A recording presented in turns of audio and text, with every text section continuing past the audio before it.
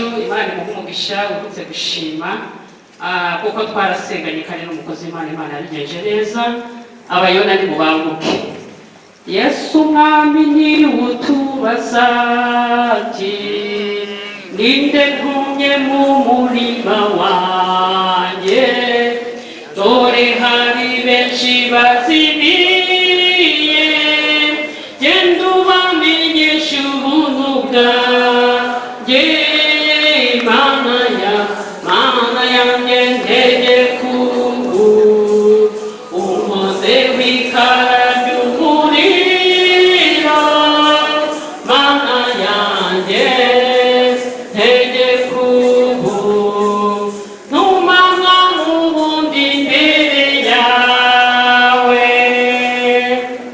Haleluya.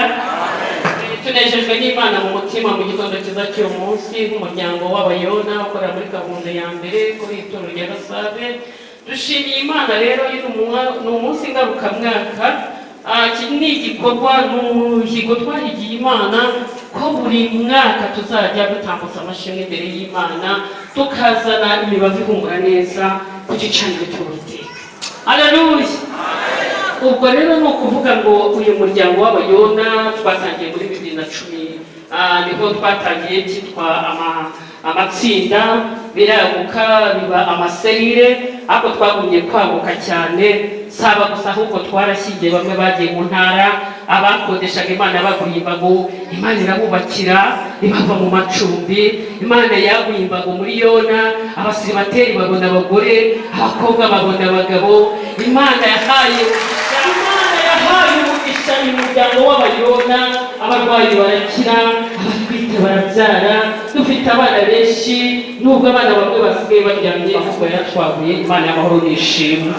Ubwo rero umuryango w'Abayona twagumye kwaguka, tugeze ku iterambere ryo ku buryo nta mukene ugomba kutubamo, kuko ijambo ry'Imana rivuga mu byakozwe n'intumwa ibice 4 umurongo wa 32 mu bikurikirane, haravuga ngo abakristo ba kera bakoraga.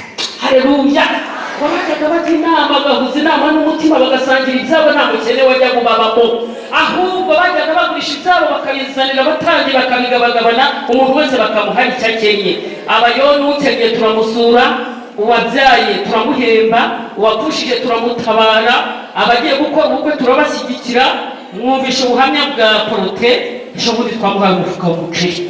Haleluya. Ku bindi ku ruhande ndetse n'amashimwe muri Yona. Icyiciro tugezemo rero, mwumvishe mushumba ko yadutangarije kwishyira hamwe tukiteza imbere mu buryo bw'umwuka no mu ruhande rw'umubiri, kwishyira hamwe mu matsinda tukiteza imbere. Ni ukuvuga ngo uyu muryango w'Abayona dufite itsinda ryo kuzigama no kugurizanya. Ni ukuvuga ngo namwe mufatireho. Haleluya.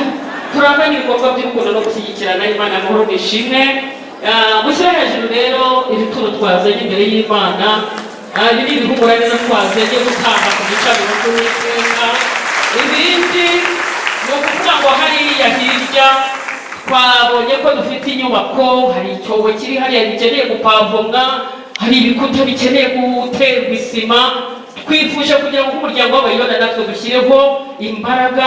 Twazanye isima ifite agaciro k'ibihumbi 70. Nimudufashe mu Imana. Amajya kubyara rimwe kabiri gatatu.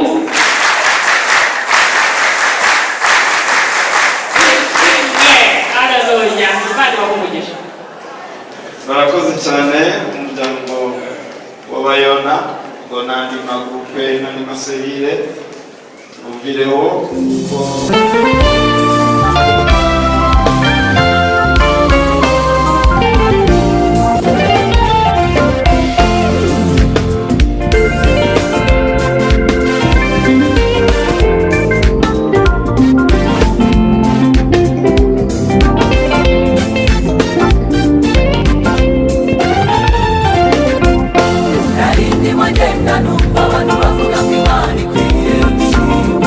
Numva abaririmbyi baririmba